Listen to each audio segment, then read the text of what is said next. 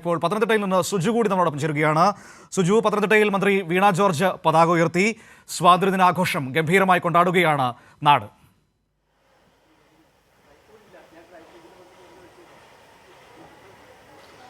തീർച്ചയായിട്ടും മനോ, പത്തനംതിട്ടയിലും ഗംഭീരമായി തന്നെയായിരുന്നു സ്വാതന്ത്ര്യദിന ആഘോഷം നടന്നത്. പത്തനംതിട്ട കാത്തോലിക് കോളേജിൽ നടന്ന ഗ്രൗണ്ടിലായിരുന്നു മന്ത്രി വീണ ജോർജാണ് പതാക ഉയർത്തിയതും അതുപോലെ സല്യൂട്ട് സ്വീകരിച്ചതും.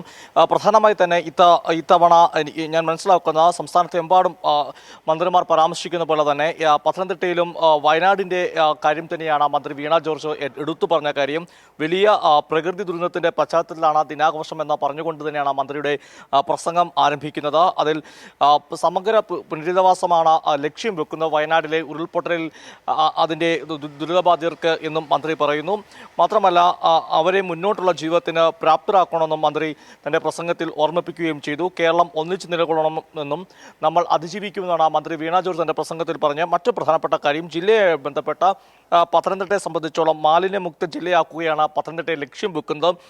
അഭ്യസ്തവിദ്യരായ എല്ലാവർക്കും തൊഴിൽ, അതായത് എല്ലാവർക്കും തൊഴിൽ നൽകുക, ജില്ലയിലെ വികസന പ്രവർത്തനങ്ങൾ എടുത്തു പറഞ്ഞുകൊണ്ട് തന്നെയായിരുന്നു മന്ത്രിയുടെ ഈ സ്വാതന്ത്ര്യദിന പ്രസംഗം എന്നും ശ്രദ്ധേയമായൊരു കാര്യമാണ്. ഏറ്റവും പ്രധാനപ്പെട്ടത് ഈ ഭരണഘടനാ സംരക്ഷണവുമായി ബന്ധപ്പെട്ട കാര്യങ്ങൾ തന്നെയാണ്. രാജ്യത്ത് നിലനിൽക്കുന്ന രാഷ്ട്രീയ സാഹചര്യങ്ങളെ പരോക്ഷമായി പരാമർശിച്ചുകൊണ്ട് ഭരണഘടനാ സംരക്ഷണം അതുപോലെ തന്നെ രാജ്യത്തിൻ്റെ മതേതരത്വം കാത്തുസൂക്ഷിക്കുന്നതിൻ്റെ പ്രാധാന്യത്തെപ്പറ്റി മന്ത്രി വീണ ജോർജ് തൻ്റെ പ്രസംഗത്തിൽ സൂചിപ്പിക്കുകയും ചെയ്തു. മനു, ശരി സുജുവാണ് പത്തനംതിട്ടയിൽ നിന്ന് വിവരങ്ങൾ നൽകിയത്. നാടൊന്നടങ്കം സ്വാതന്ത്ര്യദിനം ആഘോഷിക്കുകയാണ്. കേരളം സ്വാതന്ത്ര്യദിനം ആഘോഷിക്കുമ്പോൾ അതിജീവനത്തിൻ്റെ വലിയ സന്ദേശമാണ് എല്ലായിടത്തു നിന്നും നമ്മൾ ഉയർന്നു കേൾക്കുന്നത്.